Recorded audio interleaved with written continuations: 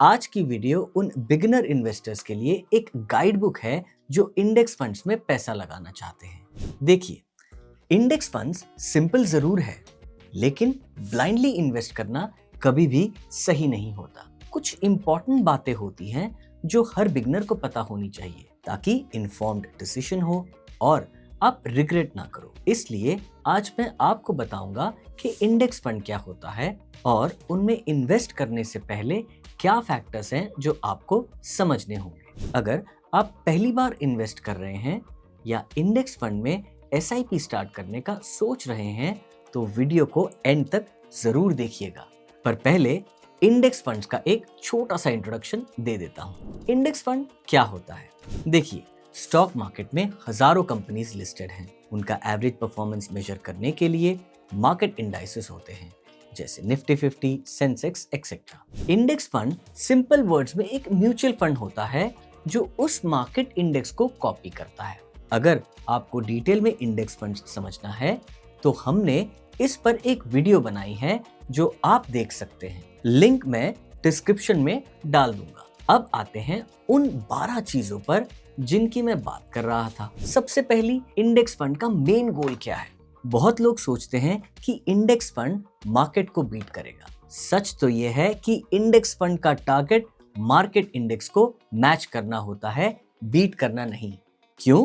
क्योंकि index fund में fund manager active stock picking नहीं करता, बल्कि जो शेयर्स एक पर्टिकुलर मार्केट इंडेक्स में होते हैं उन्हीं को उसी प्रोपोर्शन में फंड मैनेजर इंडेक्स फंड में रेप्लिकेट करता है। तो आपका एक्सपेक्टेशन भी रियलिस्टिक होना चाहिए, यानी कि मार्केट के रिटर्न्स से जितना मिले बस उतना काफी है।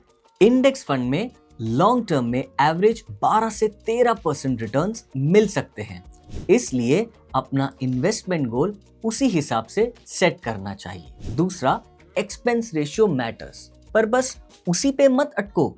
Index funds generally come with a lower expense ratio और सेबी के रूल्स के हिसाब से इंडेक्स फंड्स या ईटीएफ का टोटल एक्सपेंस रेशियो एक डिफाइंड लिमिट से ज्यादा नहीं जा सकता। लो एक्सपेंस रेशियो डेफिनेटली एक स्ट्रेंथ होता है, क्योंकि लॉन्ग टर्म में कॉस्ट का इंपैक्ट पोर्टफोलियो पर पड़ता है, लेकिन सिर्फ एक्सपेंस रेशियो देखकर डिसीजन नहीं लेना चाहिए।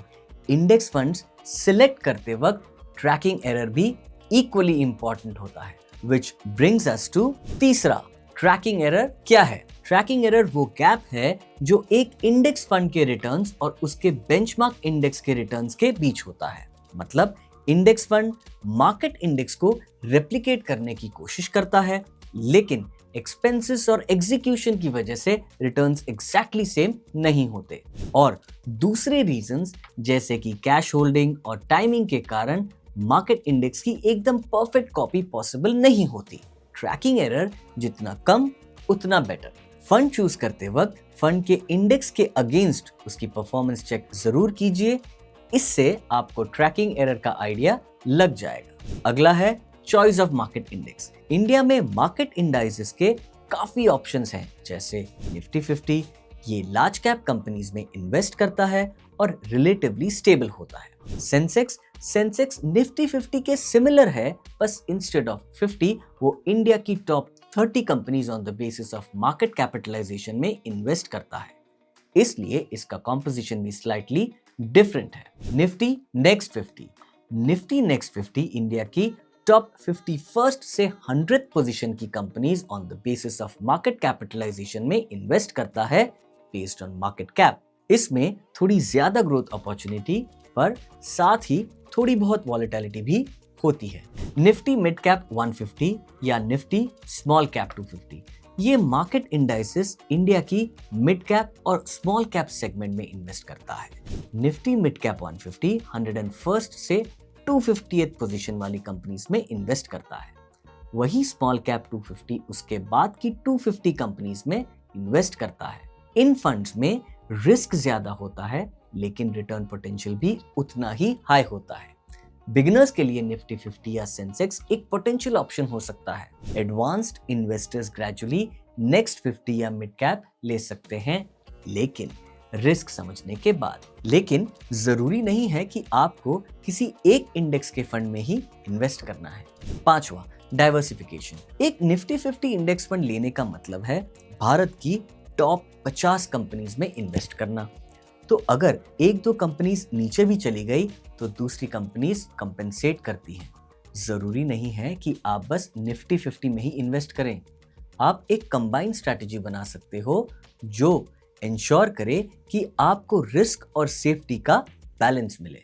अगला फैक्टर है sixth, time in the market is more important than timing the market. Beginners की सबसे बड़ी गलती होती है कि वो मार्केट बदलते ही या तो इमोशनली इन्वेस्ट कर देते हैं या अपना इन्वेस्टमेंट रिडीम कर लेते हैं। मार्केट हाई है, इन्वेस्ट ही नहीं करते और किए हुए इन्वेस्टमेंट रिडीम कर लेते हैं।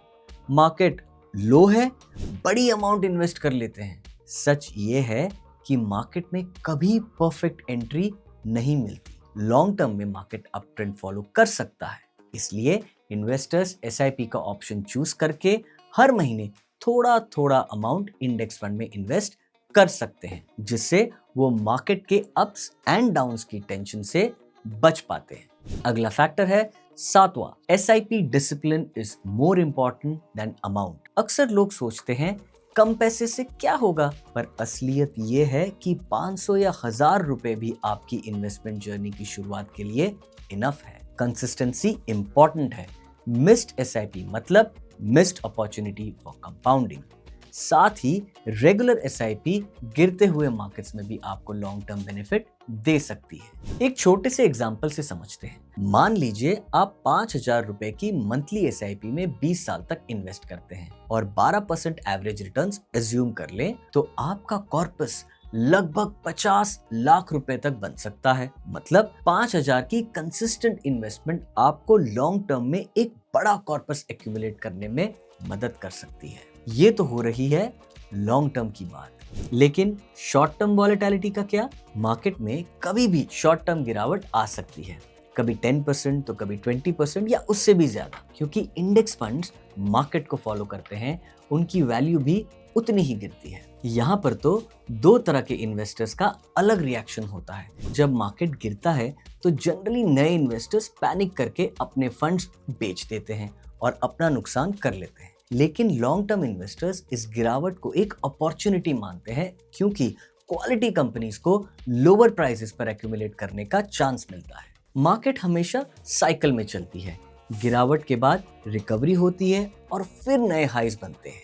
इसीलिए पेशेंस और डिसिप्लिन ही लॉन्ग टर्म में वेल्थ क्रिएशन की सबसे बड़ी स्ट्रैटेजी है। अगला फैक्टर है buying too many index funds. लोग सोचते हैं निफ्टी 50 का इंडेक्स फंड भी ले लेता हूं, सेंसेक्स का भी, निफ्टी नेक्स्ट 50 का भी इंडेक्स फंड सही है, मिड कैप इंडेक्स फंड भी एक अच्छा ऑप्शन है, स्मॉल कैप इंडेक्स फंड सही है फॉर पोटेंशियल हाई रिटर्न्स, सब ले लेता हूं। रिजल्ट ओवरलैप और अननेसेसरी कॉम्प्लेक्सिटी। बिगिनर्स के लिए एक अप्रोच ये हो सकता है कि वो अपनी रिसर्च के दौरान निफ्टी 50 इंडेक्स फंड को कंसिडर करें और ऑप्शनल तौर पर मिड कैप या निफ्टी नेक्स्ट 50 इंडेक्स जैसे कॉम्बिनेशंस को एक्सप्लोर करें। फाइनल चॉइस हमेशा इन्वेस्टर के फाइनेंशियल गोल्स और रिस्क एपेटाइट पर डिपेंड करती है। ज्यादा फंड्स में डाइवर्सिफिकेशन ना करें, ये डुप्लीकेशन क्रिएट कर सकता है। अब देखते हैं अगला important factor, liquidity. Index funds का एक इंपॉर्टेंट एडवांटेज है लिक्विडिटी। मतलब आप अपना पैसा किसी भी वक्त विड्रॉ कर सकते हो, क्योंकि इनमें कोई फिक्स्ड लॉक इन पीरियड नहीं होता। यहाँ पर ELSS फंड्स एक एक्सेप्शन है, जिसमें 3 साल का लॉक इन पीरियड होता है। इंडेक्स फंड्स आपको एक फ्लेक्सिबिलिटी देता है कि अगर आपको इमरजेंसी में फंड्स चाहिए तो आप आसानी से अपने यूनिट्स रिडीम कर सकते हो। लेकिन एक और साइड भी है, लिक्विडिटी का मतलब ये नहीं कि आप हर मार्केट डिप पे अपना इन्वेस्टमेंट बेच दो। शॉर्ट टर्म गिरावट म्यूचुअल फंड्स का हिस्सा है। अगर आप हर बार पैनिक सेलिंग करोगे तो आपको लॉन्ग टर्म कंपाउंडिंग का फायदा नहीं मिलेगा। इसलिए लिक्विडिटी को एक सेफ्टी कुशन समझो, लेकिन अपने इन्वेस्टमेंट डिसिप्लिन को कॉम्प्रोमाइज मत करो। अब चलो इन्वेस्ट कैसे करना है समझ लिया, साथ ही रिटर्न्स को भी समझ लिया, पर रिटर्न्स पर टैक्स का क्या? चलिए इसे देखते हैं नेक्स्ट फैक्टर में, टैक्स प्लानिंग। इंडेक्स फंड्स भी इक्विटी म्यूचुअल फंड्स की कैटेगरी में आते हैं, तो उन पे भी इक्विटी जैसे सेम टैक्स रूल्स अप्लाई होते हैं। मान लीजिए आपने अपना इंडेक्स फंड 1 साल से कम समय में बेच दिया, तो उस पे 20% short term capital gain tax लगेगा। अगर आपका होल्डिंग पीरियड 1 साल से ज्यादा है तो 12.5% यानी कि 12.5% long term capital gain tax applicable होगा। पर इसमें पर फाइनेंशियल ईयर 1.25 लाख रुपीस तक के गेन्स टैक्स फ्री होते हैं। और याद रखें, एसआईपी की हर इंस्टॉलमेंट का अपना अलग होल्डिंग पीरियड काउंट होता है, इसलिए एग्जिट स्ट्रेटजी प्लान करना जरूरी है ताकि लास्ट मिनट में टैक्स का सरप्राइज न मिले। अब इन्वेस्ट भी कर लिया और रिटर्न्स पर टैक्स भी देख लिया, बस एक और चीज है जिससे कई इंडेक्स फंड इन्वेस्टर्स भूल जाते हैं, review and rebalance your portfolio. देखिए, इंडेक्स फंड्स पैसिव होते हैं, लेकिन इसका मतलब ये नहीं कि आप कभी भी पोर्टफोलियो नहीं देखेंगे। साल में एक बार अपना पोर्टफोलियो रिव्यू जरूर करें और चेक करें कौन सा इंडेक्स फंड्स आपके पास है। क्या आपके रिस्क प्रोफाइल के हिसाब से आपकी एलोकेशन अब भी ठीक है? अगर इनकम बढ़ी है तो एसआईपी अमाउंट भी इंक्रीज होना चाहिए ताकि लॉन्ग टर्म गोल जल्दी अचीव होने के चांसेस हों।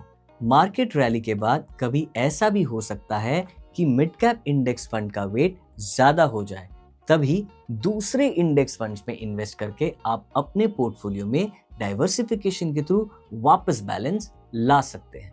और हाँ, नॉमिनी जरूर ऐड करें जिससे इमरजेंसी में आपके फैमिली तक फंड का बेनिफिट इजीली पहुंच सके। अपना केवाईसी हमेशा कंप्लीट करें और अपडेटेड रखें, और याद रखें, पैसिव इन्वेस्ट करने का मतलब है स्ट्रेस कम करना, पर कंप्लीट इग्नोरेंस भी ठीक नहीं है। एक एनुअल रिव्यू हैबिट बनाएं, इस छोटी सी प्रैक्टिस से लॉन्ग टर्म में बड़ा डिफरेंस आता है। बस ये 12 चीजें याद रखिए before you invest in any index fund, और अगर कोई भी कंफ्यूजन हो तो अपने फाइनेंशियल एडवाइजर से कंसल्ट करना ना भूलें। म्यूचुअल फंड निवेश बाजार के जोखिमों के अधीन हैं। योजना से जुड़े सभी दस्तावेजों को ध्यान से पढ़ें।